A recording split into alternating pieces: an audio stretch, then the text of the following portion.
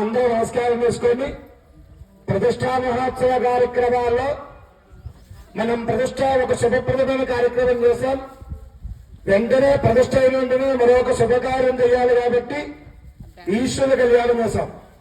మన ఇంట్లో వివాహం జరిగితే సత్యవతి ఎలా చేసుకుంటారో శివ ప్రతిష్టలో శివ కళ్యాణం విప్రదంగా చేసి ఇప్పుడు ఊరిపోతే కార్యక్రమం మన శివాలయాన్ని శిఖరం ఉంటే శిఖరం నుంచి పోయాలి, శిఖరం లేదు కాబట్టి ఇప్పుడు ఉత్సవముద్ర రథం ఉంది, రథం మీద ఉత్సవముద్ర ఉన్నాయి కాబట్టి దీన్ని శిఖరం ఉంది. శిఖరం ఉంది కాబట్టి ఇక్కడ ఉత్సవమూర్తుల మీద పూలు పూర్ణాలు పోసే కార్యక్రమం జరుగుతుంది. నమస్కారం నమస్కారం అందరూ కూడా.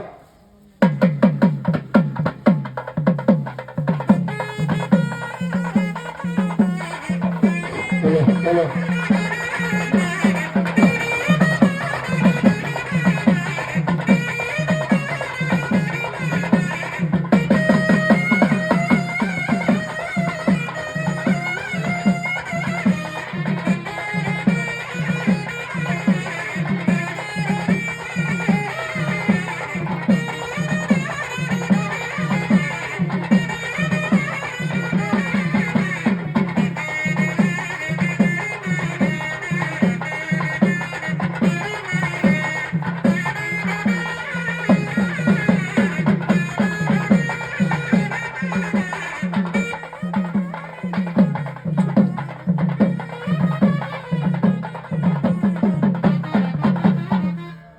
అమ్మ అందరూ కూర్చోండి.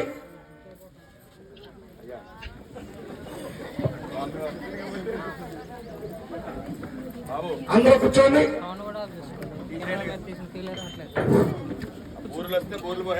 స్థానం గురించి చెప్పండి. ఇప్పుడు ప్రతిష్టా కార్యక్రమంలో కళ్యాణం పూర్తయింది. ఇప్పుడు తర్వాత ఈ 3 రోజుల దీక్షగా ఉన్నది అవభృత స్థానం అంటారు.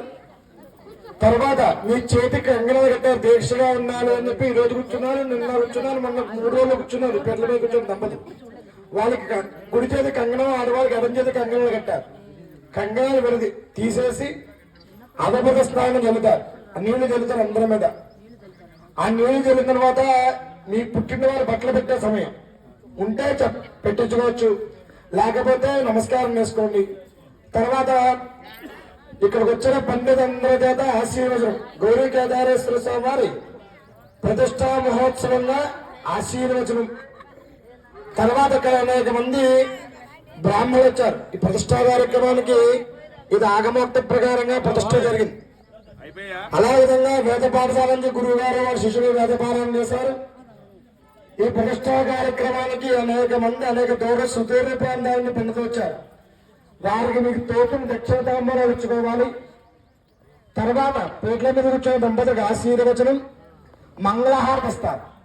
మంగళహారతితో ఈ కార్యక్రమం పరిపూర్ణమవుతుంది. నెక్స్ట్ జరిగే కార్యక్రమాలు మీ అందరి చేత మీ చేతి కంకణాలుపుతారు, పుట్టినవారితో బట్టలు పెట్టిస్తారు. మీరందరూ బ్రాహ్మణులు మీ తోచి విశేషంగా మీ తోచిన దక్షిణ ఎంతో మీ ఎంత ఇచ్చినా మీ ఆనందంతో వచ్చిన బ్రాహ్మణులందరికీ మీ తోచిన దక్షిణ ఇచ్చుకోవాలి. మంగళహారతి ఆశీర్వచనంతో మనం సంకల్పం చేసిన గౌరీ కేదారేశ్వర స్వామి వారి యొక్క విగ్రహ ప్రతిష్టా మహోత్సవ కార్యక్రమం పరిపూర్ణమవుతుంది.